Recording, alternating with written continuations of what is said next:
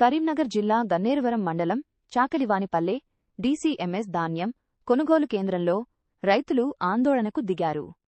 ధాన్యం తూకం వేయడంలో జాప్యం జరుగుతోందని, తూకంలో కోతలు విధిస్తున్నారని ఆరోపిస్తూ శుక్రవారం రైతులు కొనుగోలు కేంద్రంలోని తూకం కాంటాను ఎత్తుకెళ్లి గ్రామ పంచాయతీ కార్యాలయం వద్ద ఉంచారు. గ్రామ పంచాయతీ ముందు నిరసన చేపట్టిన రైతులు మాట్లాడుతూ, కొనుగోలు కేంద్రానికి ధాన్యం తీసుకొచ్చి నెల రోజులు దాటినా ఇప్పటికీ తూకం వేయడం లేదని ఆవేదన వ్యక్తం చేశారు. ఒకవైపు అకాల వర్షాలు పడుతుండగా ధాన్యం తడిసి పాడవుతోందని, తూకం వేసిన బస్తాలను కాపాడుకోవడానికే తీవ్ర ఇబ్బందులు పడుతున్నామని తెలిపారు. తూకం వేసిన ధాన్యం కూడా మొలకెత్తి చెడిపోతున్నా అధికారులు, కేంద్ర నిర్వాహకులు పట్టించుకోవడం లేదని ఆరోపించారు.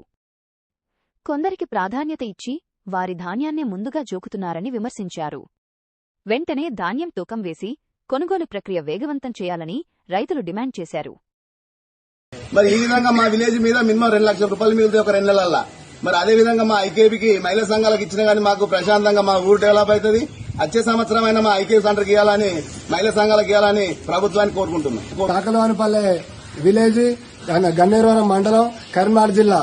ఇక్కడ ఏంటంటే మాకు వచ్చింది డీసీఎంఎస్ సెంటర్ శ్రీధర్ రెడ్డి గారు నడిపేయడం జరుగుతుంది. ఇక్కడ ఉన్న సిబ్బంది ఆయన పేరేం బుర్ర రమేష్ ని పెట్టుకున్నాడు. ఆయన పద్ధతి అంటూ పాడు అంటూ ఏం లేదు. ఎవరై వడ్డు చూపితే ఎప్పుడు జోకుతుండో, ఎవరైతే జోకుతుండో ఎవరైతే చెప్తలేదు. సీరియల్ అనేది లేదు, ఏది లేదు. ఆయన ఇష్టరాజ్యంగా జోకుతుండు. ఇది అసలు ఏంది అర్థమైతే నెల రోజులైనా కూడా, నెల 15 రోజులైనా కూడా వడ్లు కొనే పరిస్థితి లేదు. ఇప్పుడు వర్షాలు పడుతున్నాయి, రోని కార్తె వచ్చింది. ఇప్పుడు రైతులకు మాకు ఐకేపీ సెంటర్ లేక రైతు భూమిలో పోసుకున్నాం. రైతు తీయమంటుండు. మేము ఎక్కడ పోయిన పరిస్థితి. వడ్డు చూస్తే ఈ బాధ, మక్కలు చూస్తే అక్కడ మాదాపూర్ సెంటర్ లో పోసిన మక్కలకు ఆ బాధ ఉంది, వడ్లకి ఈ బాధ ఉంది. మేము ఏం చేసుడు, సచ్చుడా బతుకుడా, రైతు పరిస్థితి ఏంది మరి తెలియాలని కోరుచున్నాను.